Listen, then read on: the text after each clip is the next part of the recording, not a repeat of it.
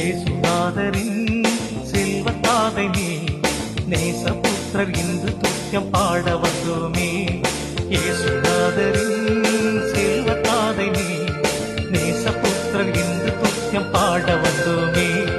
தேசமொருங்கும் திசைகள் எங்கும் ஆசை கொண்டு பாடவே, தேசமொருங்கும் திசைகள் எங்கும் ஆசை கொண்டு பாடவே, எங்கள் காவலா